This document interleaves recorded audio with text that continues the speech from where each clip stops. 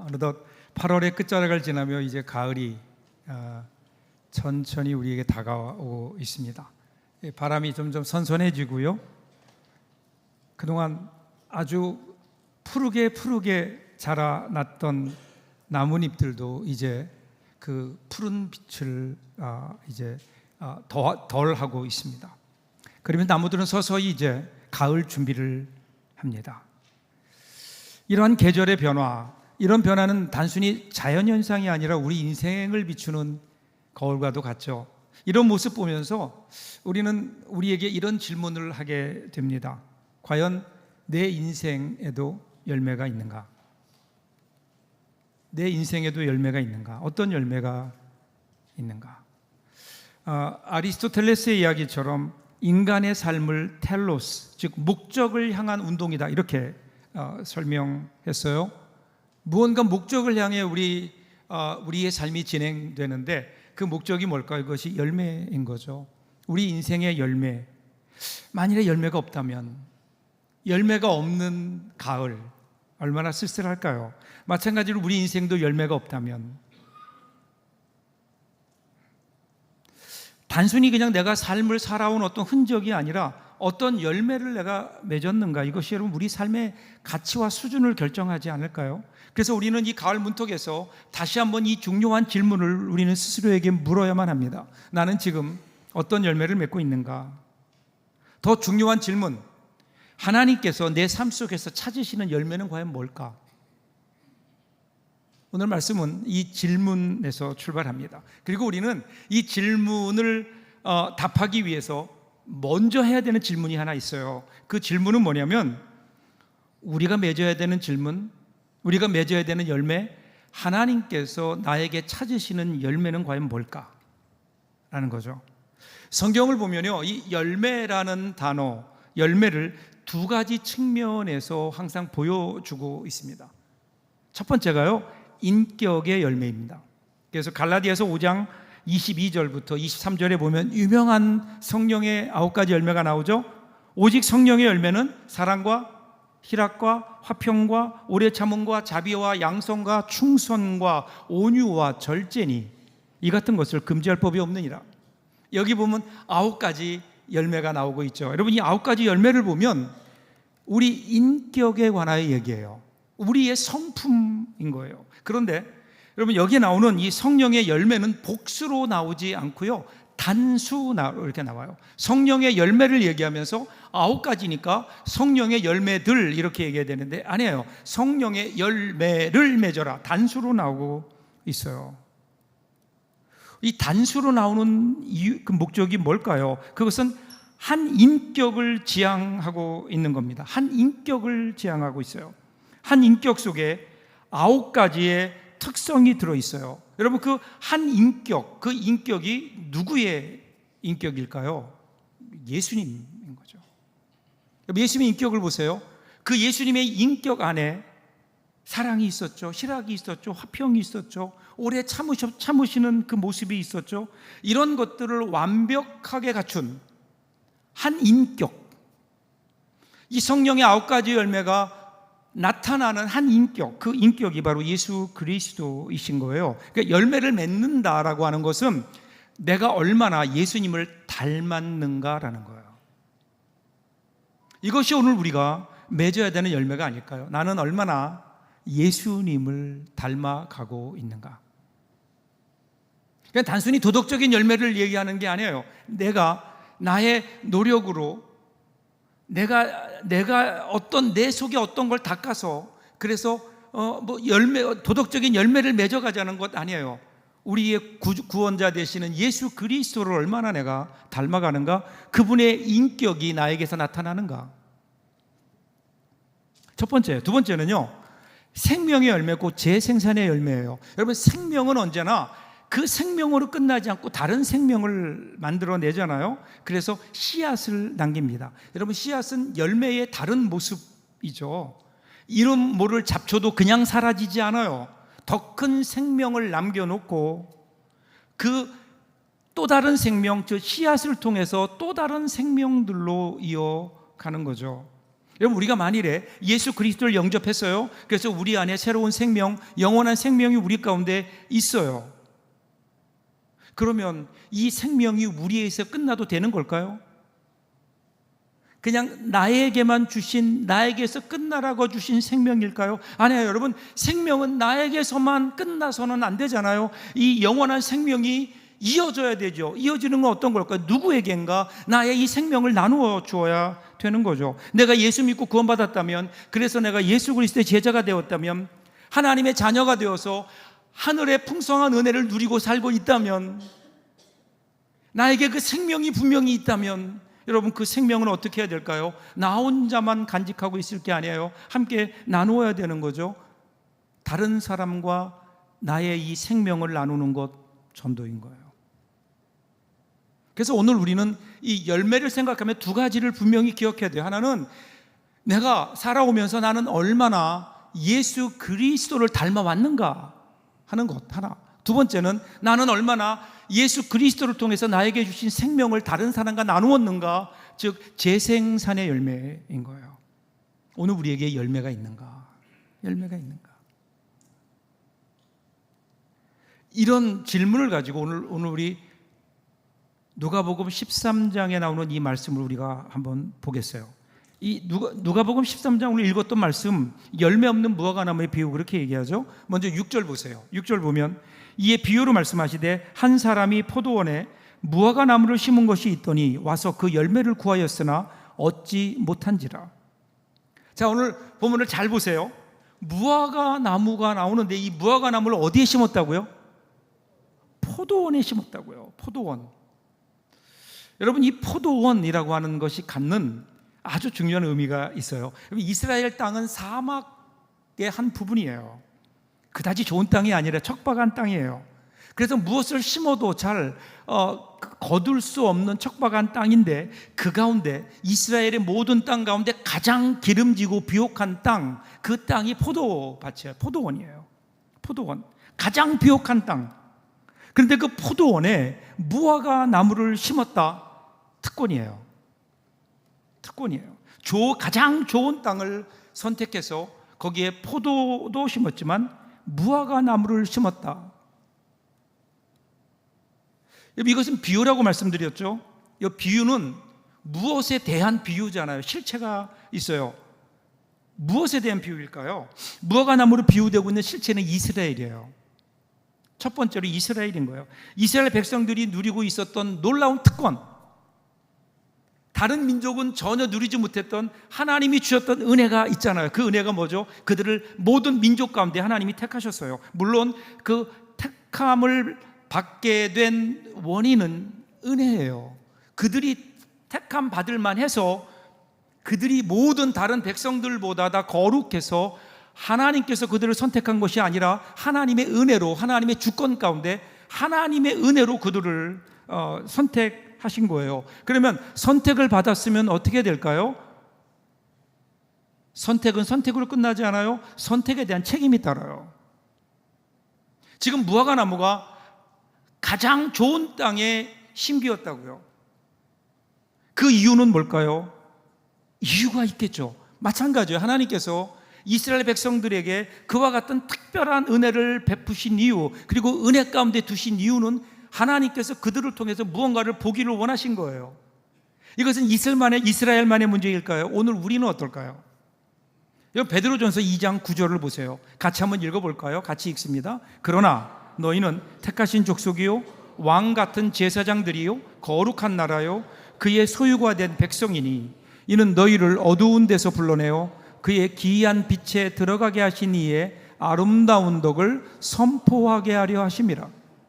오늘 우리를 뭐라고 말씀하세요? 너희는 왕 같은 제사장이다. 그리고 그의 택하신 족속이다. 그의 소유된 백성이다. 여러분, 이게 얼마나 큰 은혜예요. 놀라운 특권이에요. 하나님의 자녀로, 하나님의 백성으로, 이 시대의 제사장으로 우리가 부름을 받았다고요. 이 모든 게 다 뭐예요? 하나님의 은혜예요. 왜 하나님이 우리에게 이런 은혜를 베푸셨을까요? 왜 우리에게 이런 은혜를 베푸셨을까요? 거기에는 하나님의 분명한 목적이 있어요. 뜻이 있어요. 뜻이 있어요. 책임이 따라요. 어떤 책임일까요? 여러분, 무화과 나무를 다시 볼까요? 무화과, 이 한문으로 보면 없을 무자에 꽃 화자에 과일이라는 과자예요. 그러니까 무슨 말이에요? 꽃이 없는 과실이라는 거예요. 근데 여러분, 꽃이 없이 어떻게 열매를 맺어요? 그래서 제가 좀 사전을 찾아봤더니 이렇게 설명해요. 자잘한 꽃들이 피는데 잘 보이지 않는다. 그래서 무화과다. 그렇게 얘기해요. 그래서 여러분, 무화과 나무를 거기에 심었다. 그러면 그 이유는 뭘까요? 꽃을 보기를 원하는 게 아니에요. 관상용이 아니라는 거예요. 무화과 나무는요, 그 특성상 목재로 사용되기도 되지도 못해요. 땔감용으로도 적당하지 않아요. 그럼에도 불구하고 농부가 가장 좋은 땅에 무화과 나무를 심은 이유가 뭘까요? 그 이유는 단 하나예요. 뭘까요? 무화과, 열매인 거예요. 열매를 얻기를 원했는데, 그런데 어떻게 돼요? 안타깝게도 이 무화과 나무에는 열매가 없었어요. 열매가 없는 무화과 나무. 이 주인이 무화과 나무를 심은 이유는 단 하나, 열매를 보기 위함인데, 열매를 얻기 위함인데 열매를 맺지 못했다고요. 위기예요, 위기. 그러니까 7절 보세요. 과원 쥐기에게 이르되 내가 3년을 와서 이 무화과 나무에 실과를 구하되 얻지 못하니 찍어버리라. 어찌 땅만 버리느냐. 여기 주인이 극노했어요. 그래서 뭐라고 얘기해요? 어찌하여 땅만 버리느냐 이래요. 땅만 버리느냐. 여러분, 저는요, 무화과 나무가 뭐 의도적으로 땅을 버리려고 그랬던 것은 아닐 거예요. 그런데 결과적으로 그렇게 됐어요. 왜냐하면 무화과 나무가 열매를 맺지 못했거든요. 그 심은 이유가 뭐냐면 열매를 얻기 위함인데 열매를 얻지 못한 채 그냥 땅만 차지하고 있다고요. 다른 나무들에게 필요한 수분과 양분마저 빼앗고 있으니까, 그러면서 열매는 맺지 못하니까 지금 주인의 얘기는 뭐예요? 차라리 그 다른 나무에게 그 양분과 노력과 그 수분이 같더라면 그러면 열매를 맺지 않았겠느냐? 그러면서 너는 그 무화과 나무를 향하여 어찌하여 땅만 버리고 있느냐? 다르게 얘기하면 뭘까요? 자리만 차지하고 있다는 거예요. 자리만. 많은 사람들이 인생을 살지만 삶을 사는 것이 아니라 단지 그냥 존재하는 것처럼 살아가는 사람들도 많아요. 그냥 존재해요. 매일 눈을 뜨고 밥을 먹고 일을 하고 잠을 자는 반복 속에 자신이 왜 존재하는지, 무엇을 위해 사는지 알지도 못한 채 그냥 하루를 흘려보내는, 존재는 있지만 의미 없는 삶. 의미 없는 삶. 여러분, 단순히 그냥 존재만 하는 것, 그냥 그 자리에만 있는 것, 그것은 그저 자리를 차지하는 삶 아닐까요? 이것은 결국 땅만 버리는 무화과 나무와 다를 것이 없죠. 존재가 의미를 가지려면, 그 나무가 의미를 가지려면 열매가 있어야 되는데, 여러분, 오늘 이 주인의 어찌하여 땅만 버리고 있느냐, 이것은 오늘 우리를 향하신 우리 주님의 일갈이 아닐까. 신앙생활을 오래 했는데 근데 내 삶 속에 열매가 없어요? 예수님 닮아가는 모습도 없어요? 주위에 있는 사람들에게 복음도 전하지 못했어요? 이 생명을 나눠주지도 못했어요? 그렇게 그냥 세월만 가면, 그래서 여러분, 교회에서 크게 문제된 것도 없고, 그렇다고 내가 크게 다른 사람에게 해를 끼친 것도 없어요. 그런데 주님은 우리를 향해서 그러시지 않을까요? 어찌하여 땅만 버리고 있느냐? 땅만 버리고 있느냐? 여러분, 교회학자 중에 미국의 알렌이라고 하는 분이 계세요. 그분이 미국 교회이긴 해요. 미국 교회의 통계를 이렇게 얘기한 적이 있어요. 한 20년 전 미국 통계니까 우리나라에 맞을 것 같아요. 교인 중에 20%는 주일 예배 출석하지 않고, 25%는 기도하지 않고, 35%는 집에서 성경을 읽는 일이 없고, 40%는 11조 헌금하지 않고, 60%는 기독교 서적을 읽지 않고, 75%는 교회에서의 책임을 회피하고, 85%는 전도를 한 명도 안 한다. 근데 마지막 대목이 재밌어요. 그런데 교인들 100%는 천국 가기를 원한다. 그러면서 그분이 재미있는, 그리고 아주 우리가 깊게 새겨들어야 될 한 단어를 우리에게 얘기해요. 그 단어가 뭔지 아세요? 벤치 워머. 무슨 말일까요? 벤치 워머, 의자를 따뜻하게 하는 사람. 그러니까 교회에 나와서 신앙생활하면서 하는 일이라고는 뭘까요? 단 하나, 교회 예배드리면 여러분이 앉은 자리에 앉아서 여러분의 온기를 의자에 나눠주는 것, 그것 하나. 여러분, 여러분들을 나무라기 위해서 그런 게 아니에요. 오늘 우리의 삶을 한번 이 통계 속에 보자는 거예요. 정말 이 일을 위해서 우리에게 이렇게 살라고 예수님께서 십자가에 죽으셨냔 말이에요. 주님께서 우리를 위해 십자가에 죽어주시며 우리에게 생명을 나눠주시고 새로운 하나님의 자녀로 우리를 구속하셨다면 오늘 주님께서 우리에게 기대하는 모습이 정말 이것밖에 안 되냐는 거예요. 제 마음속에 항상 기억하는 이야기가 있어요. 데이빗 리빙스턴이 아프리카에서 평생 복음을 전했죠. 그분을 보는 사람들에게 항상 많은 사람들이 이런 이야기를 했다 그래요. 어떻게 그렇게 평생을 헌신할 수 있었느냐, 그 좋은 환경을 떠나서 어떻게 그렇게 아프리카 오지에 들어가서 당신의 한평생을 그렇게 그 헌신을 할 수 있었느냐, 대단하다. 그럴 때 그분이 항상 이렇게 얘기했다 그래요. 사람들은 내가 아프리카에서 생애 대부분을 보냈다는 사실을 헌신이라고 말합니다. 그런데 하나님께서 내게 주신 은혜를 생각하면 그것은 보잘것없는 겁니다. 차라리 그것은 특권입니다. 나를 위해 십자가에 달려 돌아가신 예수 그리스도의 은혜를 믿는다면 어떻게 그분의 그 은혜 앞에 우리는 감히 헌신이라고 얘기할 수 있을까요? 리빙스턴이 아프리카 죽은 후에 그곳에 묻혔어요. 거기에 묘비에 이렇게 써 있어요. 당신이 오시기 전에는 어두운 가운데 살았는데 당신이 떠난 후 우리는 빛 가운데 삽니다. 여러분, 주님이 정말 우리 가운데 빛으로 오셨다면 우리도 빛 갚는 마음으로 이 세상의 빛으로 살아가야 되지 않아요? 다른 사람을 위한 빛이 되어야 되지 않아요? 이것이 오늘 우리 그리스도인의 의무이자 특권이죠. 희생과 수고, 책임이 아니라 특권인 거예요.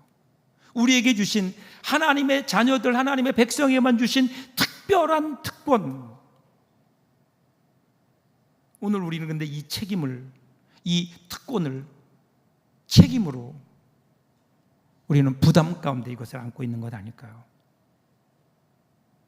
그러다 보니 우리의 삶도 그 큰 주님의 은혜 가운데 살면서 우리의 삶 속에는 아무런 열매가 없는, 자, 마지막 장면이에요. 주인이 열매를 맺지 못하니까 뭐라고 얘기해요? 무화과 나무를 찍어버려라 얘기하잖아요. 이 주인에게 과원지기가 뭐라고 얘기합니까? 8절부터 9절 보세요. 대답하여 이르되 주인이여 금년에도 그대로 두소서. 내가 두루 파고 거름을 줄이니 이후에 만일 열매가 열면 좋거니와 그렇지 않으면 찍어버리소서 하였다 하시니라. 여러분, 금년에도 그대로 두소서, 이 말을 바꿔 얘기하면 하는 기회를 한 번만 더 주십시오. 간절하게 한 번만 더 기회를 주십시오. 이에 대해서 주인이 뭐라고 대답하죠? 뭐라고 대답해요? 성경에는 안 나와요. 근데 한번 상상해 보세요. 주인이 뭐라고 대답했을까? 저는 주인이 허락했을 거라고 믿어요. 왜냐하면 오늘 우리의 모습 보세요. 우리가 오늘 살아있는 이유가 바로 이것 아닐까요? 우리가 아직도 이 땅에 살아있는 이유, 아직도 우리 삶에 열매 맺을 기회가 계속해서 주어지고 있는 이유, 여러분, 그 이유가 우리 안에 계시는 성령님의 탄식의 기도 소리가 아닐까요? 한번 들어보세요. 주님, 한 번만 더 기회를 주십시오. 한 번만 더 기회를 주십시오. 이 기회.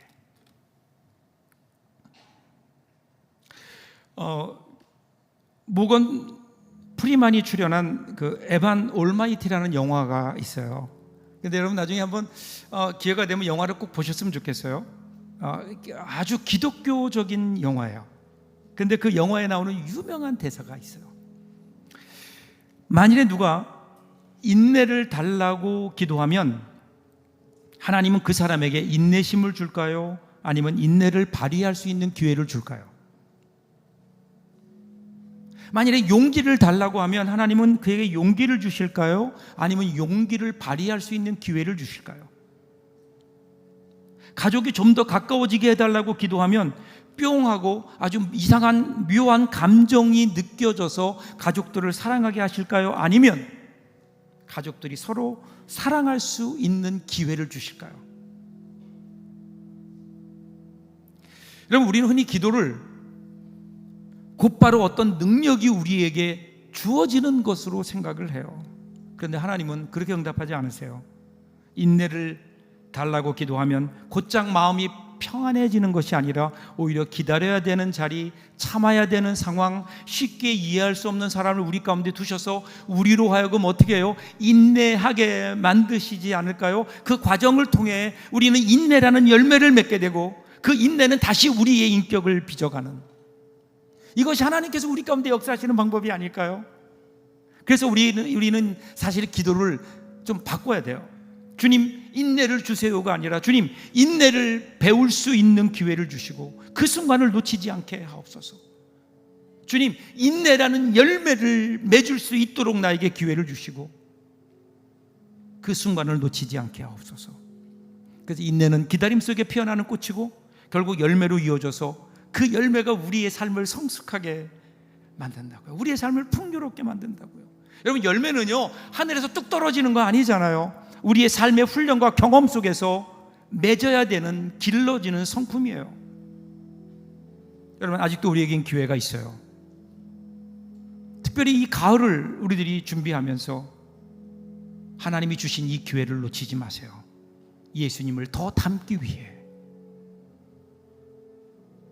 예수님을 더욱더 닮아가는 여러분을 기대하시며 주님께서 우리에게 주시는 기회들을 놓치지 마세요. 우리에게 주어지는 기회마다 주님 닮아가는 그 모습들을 우리들이 보여줄 수 있다면. 그리고 또 하나, 주님께서 올 가을에 우리에게 귀한 기회를 주셨죠. 영혼을 구원할 전도의 기회를 우리에게 주셨잖아요. 그 기회가 뭐예요? 9월 13일에 있을 공감 콘서트예요. 여러분, 전도는요 열매를 맺을 수 있는 너무너무 좋은 기회잖아요.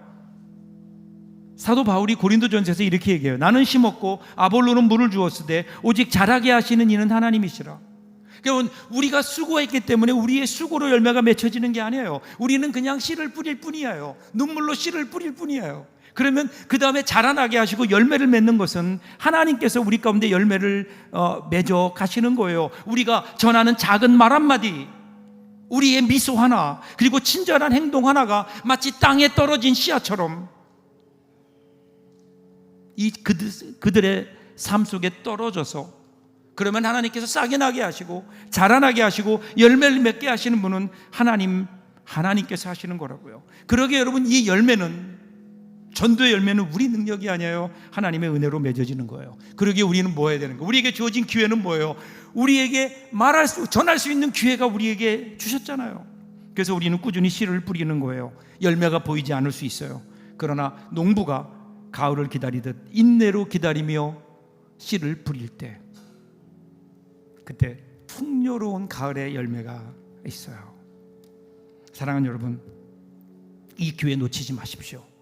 이번 가을에는 우리 모두가 이 주님이 주신 이 놀라운 기회, 이 기회를 잘 선용함으로 우리의 삶 속에 이 귀한 주님이 찾으시는 이 열매, 날마다 예수님이 닮아가는 모습, 그리고 나를 통해 예수님을 알지 못했던 사람들이 주 앞에 나오는 놀라운 영혼 구원의 역사가 이번 가을에 우리의 삶을 가득 채우고 우리 교회를 채울 수 있도록 그렇게 함께 결단하며 나아가는 저와 여러분들 될 수 있기를 주님의 이름으로 축복합니다. 기도하겠습니다.